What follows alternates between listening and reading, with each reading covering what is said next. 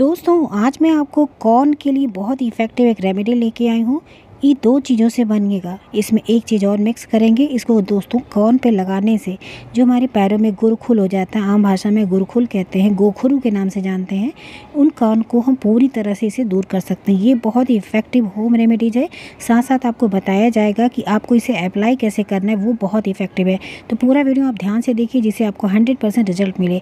दोस्तों guaranteed remedy, अगर आप इसे करते हैं बताए गए अनुसार तो पहले ही दिन ही गोखरू में जो दर्द की समस्या होती है आपको उससे पूरा आराम मिलेगा। ये क्रीम बिल्कुल नेचुरल तरीके से बना हुआ है, इसके कोई भी साइड इफ़ेक्ट नहीं है। इसको लगाने से पुराने गोखरू है वो भी ठीक हो जाता है। आपको थोड़ा सा टाइम लगेगा गोखरू को ख़त्म करने में, लेकिन ये जड़ से आपके गोखरू की समस्या को पूरी तरह से ख़त्म करेगा। तो चलिए दोस्तों बताती हूँ। वीडियो पसंद आए तो प्लीज़ लाइक ज़रूर करिए, दोस्तों के साथ शेयर करिए, और चैनल पर नए हैं सब्सक्राइब नहीं किया है चैनल को सब्सक्राइब जरूर करें। देखिए उसके लिए हमें लेना है दो चीज़, यहाँ पे हम ले रहे हैं। तीसरी चीज़ भी आपको दिखाएंगे क्या इसमें डालेंगे। पहली चीज़ आपको दिख रहा है लहसुन है, गार्लिक। दोस्तों गार्लिक जो होता है वो हमारी त्वचा के लिए बहुत ही फ़ायदेमंद है।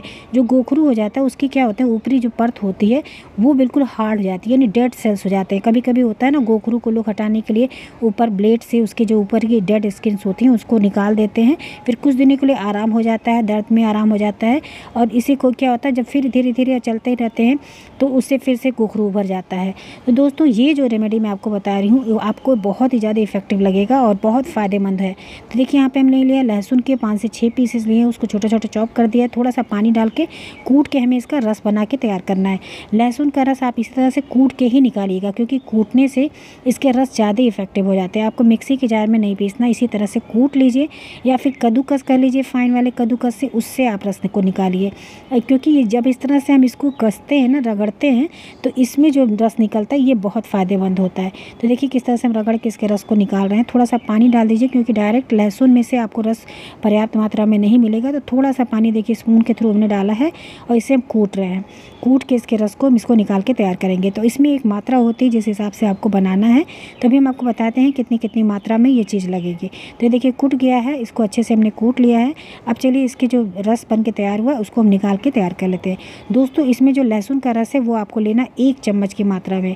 1 चम्मच लेना आपको लहसुन का रस, और दूसरी चीज़ जो हमने आपको दिखाया है नींबू, उसको भी आपको लेना 1 चम्मच। तो नींबू को भी काट के हम सेपरेट कर लेते हैं। हम आपको बताते हैं कि इसके साथ और क्या मिक्स करेंगे और इसे कैसे लगाना, वही ज़्यादा इफेक्टिव है। इसको लगाने से पहले कुछ चीज़ें होती हैं जिसको करना बहुत ज़रूरी होता है, जिससे गोखरू के जो ऊपरी जो डेड सेल्स होते हैं वो पूरी तरह से हट जाए। जब वो डेड सेल्स हट जाते हैं तो अंदर से जो गोखरू की समस्या होती है, क्योंकि ये रूट में जाके बैठ जाता है, जिससे ये गोखरू बार बार उभर जाता है।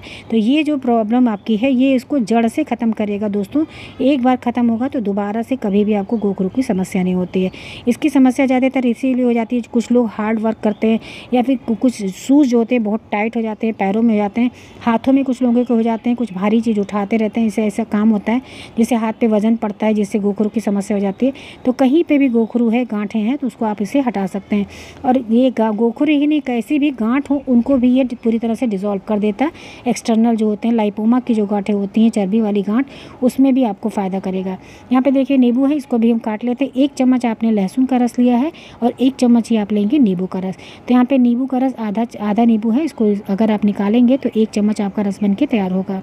तो यहाँ पे देखिए हम नींबू के रस को भी निकाल ले रहे हैं। इसके बीज को आप सेपरेट कर देंगे, और इसके जो रेशे होते हैं वो अगर आ जाए तो कोई बात नहीं, रेशे भी आप इसमें यूज़ करेंगे।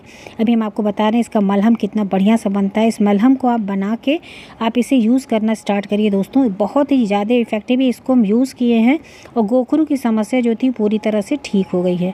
आप एक बार इसे ज़रूर करिएगा। ये आजमाया हुआ नुस्खा है, इससे बहुत ही बढ़िया से रिजल्ट देखने को मिला है। उसी के हम आधार पर आपके साथ शेयर कर रही हूँ। गोखरू की समस्या को पूरी तरह से मिटा देता है। तो देखिए यहाँ पे जो इसमें रेशे भी कुछ थे उसको भी हमने ले लिया। अब तीसरी चीज़ यहाँ पे दोस्तों हम यूज़ करेंगे हल्दी का पाउडर, टर्मरिक अगर आपके पास कच्ची है तो आप चाहे तो कच्ची ले सकते हैं। यहाँ पे हम पाउडर वाली हल्दी यूज़ कर रहे हैं, आप पाउडर वाली हल्दी भी यूज़ कर सकते हैं। तो यहाँ पे 2 चम्मच हो गया, 1 चम्मच लहसुन का रस, 1 चम्मच नींबू का रस। तो उसी के हिसाब से, क्योंकि क्रीम बनाना है तो पहले थोड़ा थोड़ा करके हल्दी डालेंगे। पहले देखिए यहाँ पे थोड़ा सा हम 1/4 चम्मच के करीब डाल रहे हैं। अगर ये थोड़ा सा लिक्विड ही होगा तो हम थोड़ा सा और बढ़ा लेंगे, क्योंकि इसे क्रीम के फॉर्म में बनाना है, जहाँ पे भी कॉर्न है वहाँ पे पूरी तरह से इसको कवर करना है। तो ये देखिए थोड़ा सा देखिए गीला लग रहा है, क्योंकि अगर ऐसे लगाएंगे तो ये फ्लो कर जाएगा, बह जाएगा। तो यहाँ पे थोड़ी सी हल्दी और लगेगी, तो यानी हम आधा 1/4 चम्मच के करीब और लेंगे। तो ये पूरा आधा चम्मच यहाँ पे हल्दी इसमें यूज़ हो रहा है। हल्दी भी दोस्तों आप जानते हैं इसमें टर्मरिक जो होता है एंटीपायरेटिक होता है, एंटीसेप्टिक गुण इसमें होते हैं, तो स्किन के लिए बहुत ही ज़्यादा फ़ायदेमंद है। तीनों चीज़ बहुत ही इफेक्टिव है। अभी हम आपको बताएंगे इसको लगाने से पहले आपको क्या करना है, उसको करेंगे साथ साथ इस क्रीम को लगाएंगे। गारंटेड रेमेडी मैं आपको बता रही हूँ, अगर आप इसने इसे 1 महीने कर लिया लगातार, 1 महीने में जो रूट अंदर तक का जाता है, इन्फेक्टेड हो जाता है, ये रूट से पूरे ये कॉर्न को आपको पूरे ख़त्म कर देगा। जड़ से समस्या आपकी एक बार ख़त्म होगी, और पहले दिन ही तो आपको दर्द में पूरी तरह से आराम हो जाएगा। आप पहले दिन लगा के देखिएगा। ये देखिए अब क्रीमी फॉर्म में बन गया है। इस तरह से फिंगर से इसको हम दबा इसलिए रहे हैं क्योंकि जो नींबू का रेशा था ना वो भी इसके अंदर डिज़ोल्व हो जाए। तो इस तरह से देखिए इसको रगड़ते हुए क्रीम की तरह बना दे रहे। देखिए बिल्कुल एक बार में लगाने के लिए क्रीम तैयार हो गई ये गोखरू के लिए। तो देखिए जितना बड़ा गोखरू है उतने पे लगाएंगे। लेकिन देखिए इसको लगाने से पहले आपको करना क्या, अब हम आपको बता रहे हैं कि इसको लगाने के लिए आपको करना क्या है, क्योंकि वही सबसे इफेक्टिव है। डायरेक्ट आप गोखरू पे लगाएंगे तो जो डेड टिश्यूज़ होते हैं वो ऐसे ही हार्ड पड़े रहते हैं, तो आपको इसका इफेक्ट जल्दी नहीं मिलेगा। तो आपके लिए हम एक बना रहे हैं लिक्विड। देखिए इसको लिक्विड को बनाना बहुत ज़रूरी है। एक कॉटन ले लीजिए, कॉटन पे ही आपको लगाना है। तो सबसे पहले चलिए लिक्विड बनाते हैं। लिक्विड बनाने के से पहले आपको करना क्या है, तो ये जो लहसुन आपने स्क्वीज किया था ना, रस निकाला था, जो लहसुन बचा हुआ है, और ये नींबू आपने निचोड़ा था, इस नींबू के छिलके के अंदर इस लहसुन को आप डाल दीजिए। देखिए इस तरह से हम डाले हैं, इसको प्रेस कर लीजिए अच्छे से। और जो गोखरू है ना, जहाँ पे हार्ड सेल है, उस पर सबसे पहले इससे आप रगड़ेंगे। जो गोखरू के ऊपरी टिश्यूज़ है उस पर रगड़ेंगे 5 से 10 मिनट तक, इससे मसाज करेंगे। इसके पहले इसको मसाज करने से पहले देखिए मैं आपको जो पानी बता रहे, इस पानी से आप पहले गोखरू को साफ़ करेंगे। तो यहाँ पे ले लीजिए पानी, हल्का सा गुनगुना हो तो बहुत ही बेस्ट है। तो थोड़ा सा गुनगुना पानी 2-3 चम्मच ले लीजिए, या भी आधी कटोरी ले लीजिए। इसके अंदर आपको डालना है मीठा सोडा, जो बेकिंग सोडा आता है ना घर में, मीठा सोडा के नाम से हम जानते हैं, घरों में हम केक वगैरह बनाते हैं कोई चीज़ फुलाने के लिए, तो वही मीठा सोडा आप इसमें आधा चम्मच डाल दीजिए हल्के गुनगुने पानी में। उसके बाद ये जो नींबू और लहसुन का आपने बनाया है ना ये रगड़ने के लिए, उसमें आप ये जो मीठा सोडा का पानी है इसके अंदर इसमें भर दीजिए। तो नींबू का रस आ गया, लहसुन आ गया, ये मीठे सोडा का पानी है, ये आपस में रिएक्ट करता है। इससे क्या होगा, जो डेड टिश्यूज़ हैं उसको पूरी तरह से ये निकाल देता है। और ये जो पानी, इससे पहले गोखरू को अच्छे से धुलिए, उसके बाद कॉटन लेके गोखरू को अच्छे से पहले साफ़ करिए। 5 से 10 मिनट धीरे धीरे रगड़ेंगे तो जो डेड टिश्यूज़ होते हैं ना वो सॉफ्ट होने लगते हैं। और जब ये सॉफ्ट हो जाएंगे पूरी तरह से, तो ये जो नींबू में आपने लहसुन लगाया है और ये इसका पानी डाला है, उससे आप धीरे धीरे थोड़ा सा प्रेस करते हुए गोखरू को रगड़िए, 5 मिनट के लिए रगड़िए। इससे जो ऊपर के टिश्यूज़ होते हैं बिल्कुल सॉफ्ट हो जाते हैं, वो निकलने लगते हैं। और ये जब ये प्रक्रिया कर लेंगे, उसके बाद ये जो क्रीम लगाया है अपने दोस्तों उसको आपको अप्लाई करना है। तो इसे ऐसे 5 मिनट के लिए ऐसे लगाते रहिए, रगड़ते रहेंगे, तो ये देखेंगे डेड टिश्यूज़ धीरे धीरे वो ऊपरी जो परत होता है वो अपने आप कटने लगेगा।